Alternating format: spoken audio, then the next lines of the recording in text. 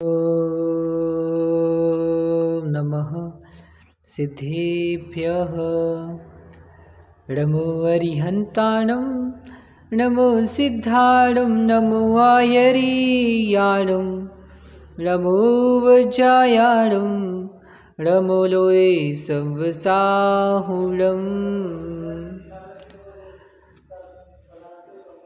महान ग्रंथराज सत्यार्थ बोध में आचार्य परमेश्वरी विशुद्ध सागर जी आज विवेक अर्थात डिस्क्रिमिनेशन पर प्रकाश डालते हुए कहते हैं, हे उपादेय में भेद करने की बुद्धि, ग्राह्य अग्राह्य का भेद ज्ञान, तत्व अतत्व की परीक्षा, कौशल्य का नाम विवेक है।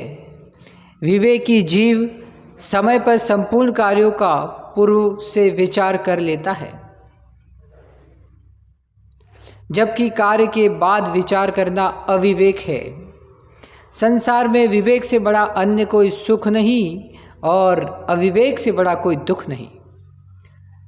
लोक में प्राणियों के कोई न कोई शत्रु एवं मित्र प्रायः कर होते ही है। उन सामान्य शत्रु मित्र के संबंधों का कोई विशेष महत्व नहीं, परंतु महत्वपूर्ण शत्रु मित्र का विषय है विवेक अविवेक। विवेक से बड़ा कोई मित्र नहीं और अविवेक से बड़ा कोई शत्रु नहीं। यह सनातन सिद्धांत है।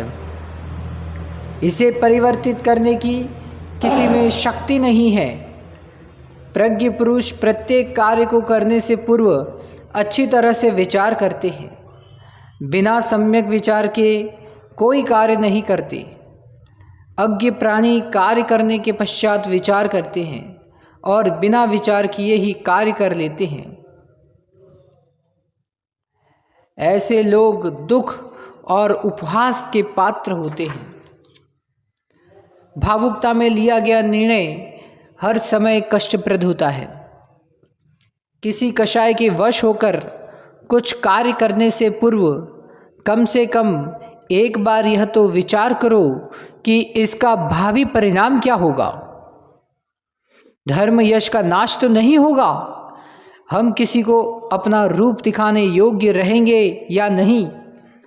वर्तमान फल क्या होगा, भविष्य की पर्याय कैसी होगी, इसका विचार कर कार्य करो।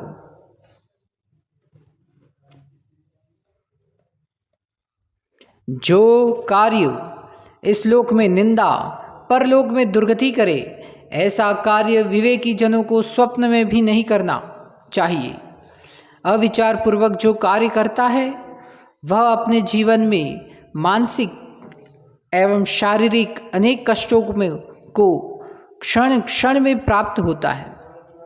प्रेक्षाकारी पुरुष सर्वत्र यश एवं सुख को प्राप्त होते हैं। उन्हें संसार में कष्ट नाम की वस्तु प्रदान करने वाला कोई भी नहीं।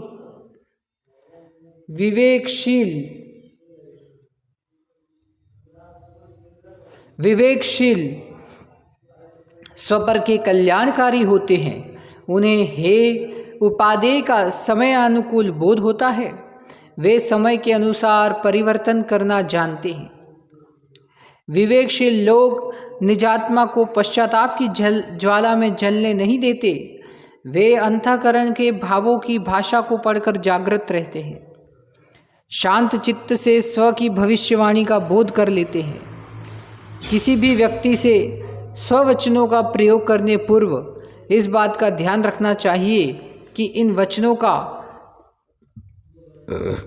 दूरगामी प्रभाव क्या हो।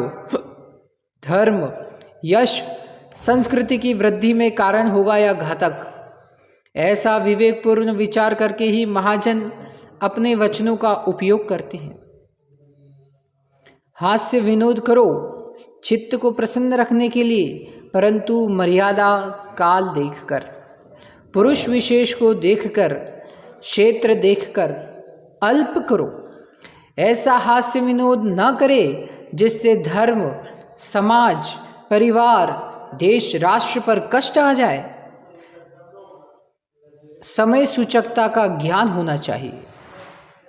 विवेक का अर्थ है विभक्त करना, पृथक करना, करणीय अकरणीय में भेद करके चलना, सहज शीघ्र किसी से प्रभावित नहीं होना, विवेकवान की चर्या सर्वथा सर्वदा प्रशंसनीय होती है। चारित्रवान श्रेष्ठ वही होता है जो श्रेष्ठ विचारशील होता है। वह गूढ़ विज्ञा के गूढ़ रहस्यों का साक्षात्कार अपनी चिंतन शक्ति से कर लेता है।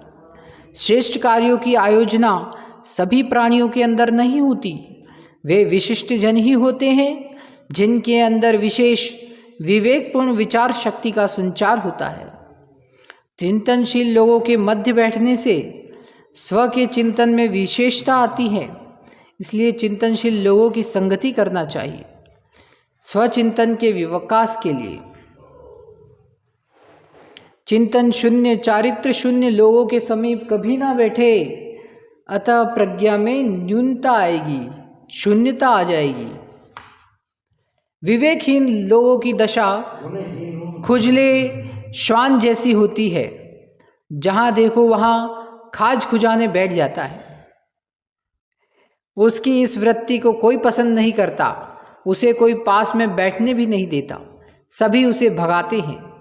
विवेकहीन भी भूल से कुछ भी बोल देता है, वह सज्जनों को रुचिकर नहीं होता, इसलिए उस विवेकहीन को लोग भगा देते हैं। विवेकहीन अशांति का वेदन करते हैं, वही विवेकी जन अपने आप में शांतिपूर्ण जीवन जीते हैं। हे मानव, जीवन संसार में ऐसा जियो जिससे किसी से शत्रुता का जन्म ना हो, मित्रता की मृत्यु भी ना हो, धर्म यश की वृद्धि हो। यह प्रक्रिया विवेक से ही संभव है। विवेक खोकर किसी भी कार्य में प्रवेश मत करना।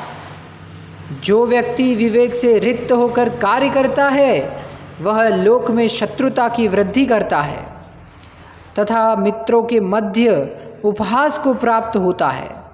विवेक मानव को महामानव बना देता है और अविवेक विद्वान को भी मूर्ख बना देता है। प्रज्ञ पुरुषों का कर्तव्य है कि प्रत्येक कार्य विवेक पूर्वक करें। लोक में जिसकी एकमात्र स्वात्महित पर दृष्टि है, संपूर्ण परभावों के प्रपंच से निज को पृथक रखता है, तटस्थ भाव से सबको देखता है, वही सच्चा विवेक संपन्न प्रज्ञावान पुरुष है। ऐसा जीव सर्वत्र सुखी रहता है। परम विवेक भाव से देखो, जगत में पुण्य पाप दोनों भूतार्थ शांति से रक्षा कर रहे हैं। जहाँ कर्ता भाव आता है वहाँ शांति का आनंद कहाँ। पर क्या करे, परमार्थ विद्या को जानने वाले जीव अत्यंत अल्प है। लोगों को बान ही नहीं, कर्तापन शांतिदायक नहीं है, अपितु अकर्ता भाव ही आत्म शांति का प्रदायक है। यह अंतर्बोध विवेक से ही होगा। इसीलिए सूक्ष्म विवेक को जागृत करो। विवेक बोध सर्वज्ञ देव कथित शब्द ब्रह्म से ही प्रकट होगा। बिना सर्वज्ञ भाषित शुद्ध के सत्यार्थ विवेक ज्ञान संभव नहीं। बिना विवेक ज्ञान के सत्यार्थ का अनुभव नहीं हो सकता। ब्रह्म एक महामारी रोग तुल्य है। ऐसे ब्रह्म रोग का अंत सच्चे आगमों के अभ्यास से होगा, अनागमों के अभ्यास से नहीं होगा। इसीलिए आगम अभ्यास करो। ओम नमः